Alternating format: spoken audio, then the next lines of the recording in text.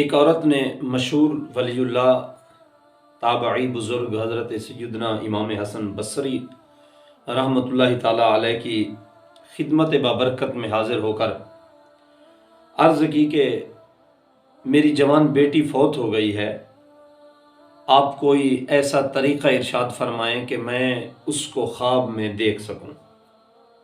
آپ رحمۃ اللہ تعالی علیہ نے اسے عمل بتا دیا کہ یہ عمل اس طرح تم کرو گی تو تمہاری بیٹی تمہیں خواب میں نظر آئے گی۔ اس بڑھیا نے وہ عمل کیا تو اگلی ہی رات اس نے اپنی مرحومہ بیٹی کو خواب میں دیکھا،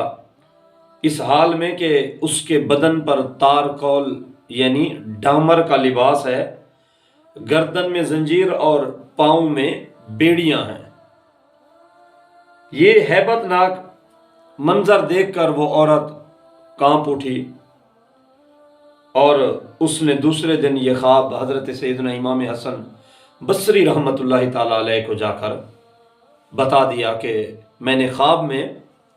اس طرح سے اپنی بیٹی کو دیکھا ہے۔ حضرت امام حسن بصری علیہ رحمہ نے ایک ماں سے اس کی بیٹی کے خواب کے متعلق، خواب میں اس حالت کے متعلق جب سنا تو آپ رحمۃ اللہ تعالی علیہ مغموم ہو گئے، آپ پر غم کی کیفیت طاری ہو گئی۔ کچھ عرصے بعد حضرت سیدنا امام حسن بصری رحمۃ اللہ تعالی علیہ نے خواب میں ایک لڑکی کو دیکھا جو جنت کے اندر ایک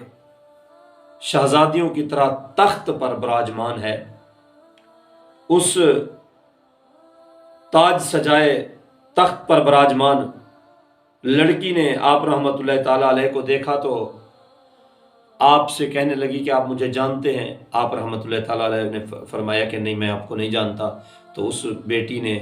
اس خاتون نے کہا کہ میں اسی خاتون کی بیٹی ہوں، اسی ماں کی بیٹی ہوں جس نے آپ سے عمل پوچھا تھا اور خواب میں مجھے اس حالت میں دیکھا، اور جس حالت میں دیکھا آپ کو بتایا۔ فرمانے لگے کہ اس وقت تو وہ مجھے جو کیفیت بتا رہی تھی وہ تو عذاب کی اور بڑی ہیبت ناک قسم کی کیفیت تھی، جبکہ تم تو بڑی خوش ہو اور تاج سجائے تخت پر براجمان ہو، جنت کی ہوائیں ہیں تمہارے پاس، لیکن تم پر عذاب تو نہیں ہے۔ تو اس نوجوان بیٹی نے کہا کہ آپ بالکل صحیح کہہ رہے ہیں، اس وقت میری حالت بڑی ہیبت ناک تھی جب میری ماں نے مجھے خواب میں دیکھا۔ پھر ایک دن ایسا ہوا کہ ایک شخص، میں جس قبرستان میں دفن ہوں اس قبرستان سے ایک شخص گزرا، بڑا نیک آدمی تھا، اور وہ جب گزرا تو اس نے درود و سلام پڑھا آقا کریم صلی اللہ علیہ وآلہ وسلم کی پاک ذات پر، اور اس کا ثواب قبرستان کے تمام مومنین کو، مسلمین کو ایصال ثواب کر دیا۔